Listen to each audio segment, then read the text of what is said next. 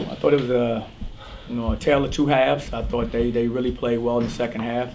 I thought the execution was really good. The young kid, Volt, the big kid in there, he reminded me of Taco down there with his size and his ability to finish around the basket. I think he really imposed his will the second half, and they were able to get some separation. I thought, we had our opportunities. I thought in the second half we had a lead, and we went through a little bit of a drought, about 8 minutes. And I think in about 13 minutes we only got 4 field goals. And we can't have that in games like this. Our offense has to complement our defense, and tonight it really didn't. What did you see specifically during that drought? Was it just, you were unhappy with the offensive rhythm? Was it things they were doing defensively to kind of get you guys out of rhythm? Or? Well, they're a good defensive team. They're long, they're very active, but and so you give them credit for that. I think they game plan well for what they want to do to try to slow us down. I also think for us, I think we have to move the ball a little bit better, a little bit more. I think the ball gets stuck and gets stagnant for us, and that hurts our offense. And I think and then we got to step up and make shots. I think we still get good looks. I still think we've had some open looks, no different than the teams we're playing, and we have to have the ability to knock those down.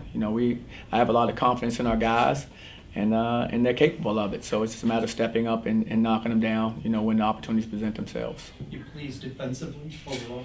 I've been pleased, for the most part defensively. I think the last 2 games I'm a little less, pleased with it. I think the game at SMU, I didn't think we defended as well, the entire game. And I thought this game right here, especially the second half, same thing. I didn't think we defended as well as we needed to in this conference, that's for sure. So we have to pick it up there. We know we can be a better defensive team than we have. First half, we gave up 41.7% from the field. Second half, we gave up 56.7% from the field. That's tough. We gotta be a little more stingy defensively than that, and we have been. So we have to get back to understanding that that's our identity.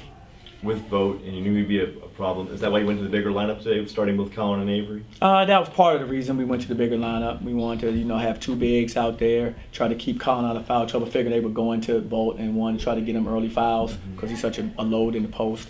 And that did help prevent that. And so I thought that part was good for us. And, Avery can give us, different things than Colin gives us. He's a perimeter young man who can also step out and face up and knock down the shot. Like you said, it helps us on the rebounding. It helps us on the backboard some as well. Cincinnati did a good job of creating points off turnovers. That was huge, especially in the second half in their runs.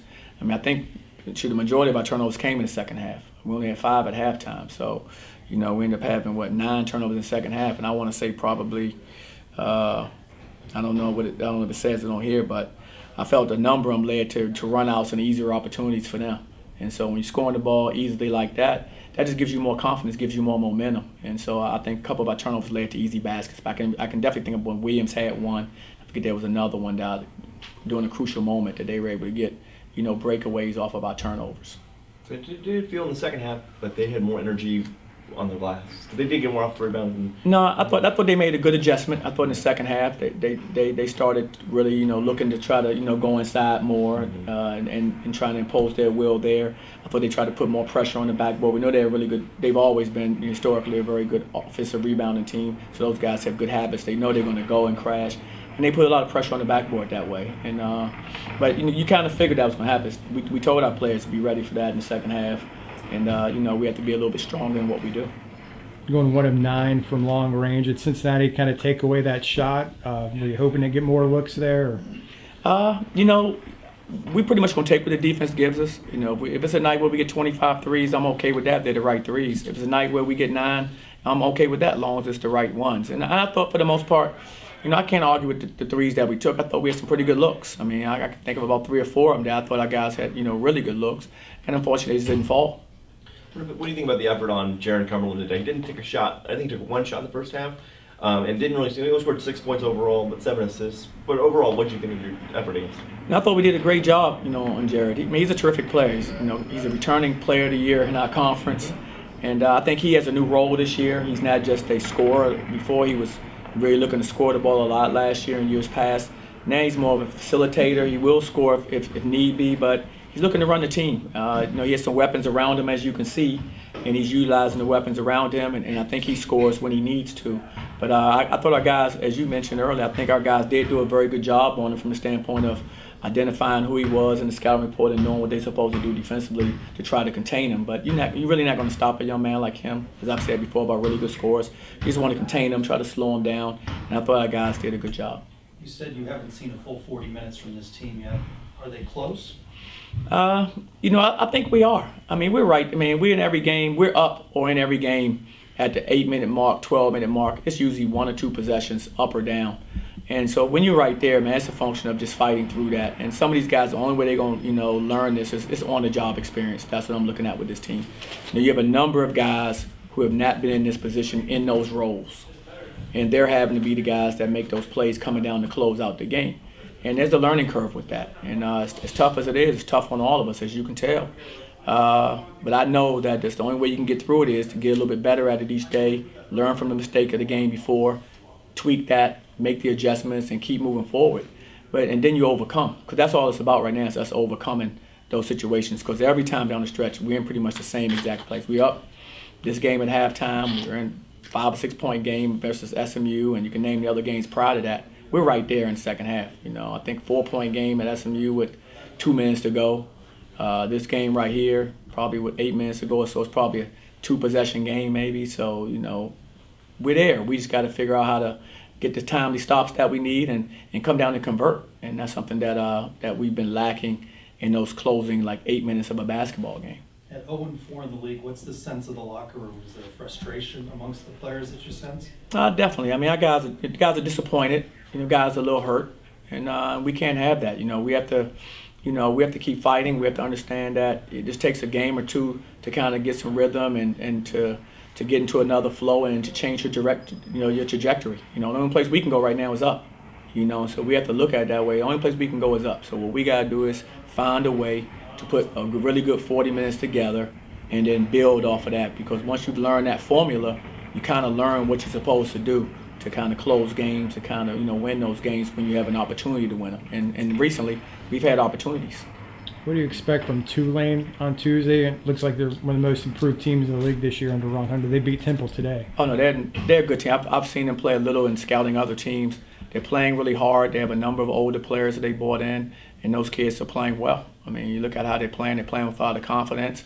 You have grad transfers and seniors that he's had come in and sat out, and those kids are all, making really good contributions. It's going to be another heck of a game, but all of them are going to be.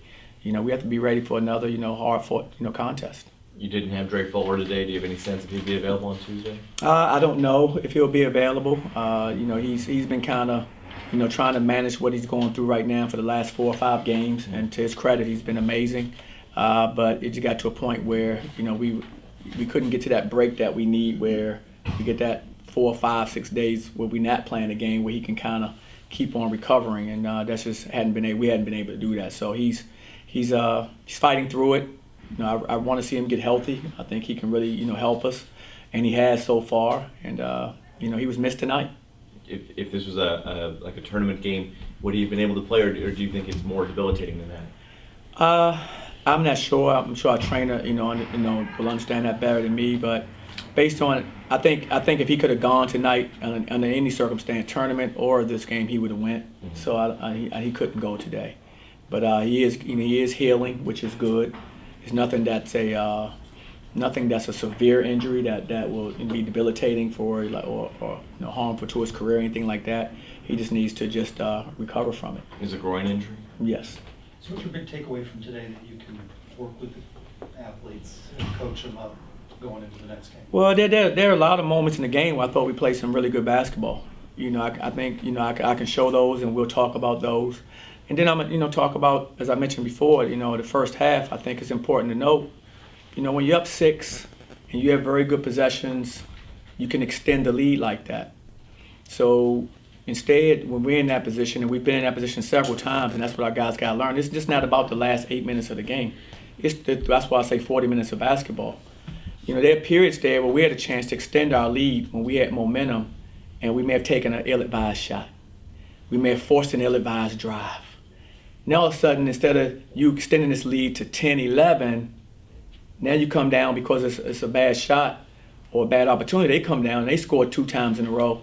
All of a sudden it's tied, or it's a 2-point game. So they're feeling like you dodged a bullet. You're like, wow, I dodged a bullet, because it could have easily been extended and it wasn't. That's just inexperience. That's guys who haven't been in those roles, not fully understanding what each possession means. And it's up to us to keep teaching them that.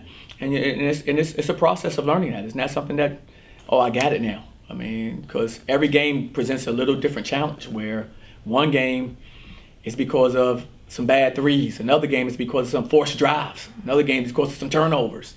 And so each time you learn a little bit more about what it was and you put that information into young people, I think they start to figure it out. But to me, that's kind of where we are. It wasn't just the last 8 minutes of that drought. That did hurt us.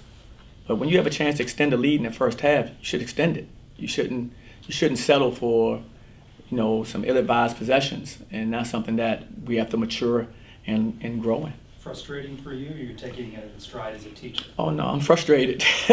I can't lie and say I'm not. I'm frustrated because I want it for our guys. I think we have a good enough team in this league to be very competitive and to win games. So of course I'm not happy. I'm frustrated with it. But I also know that it all boils down to teaching.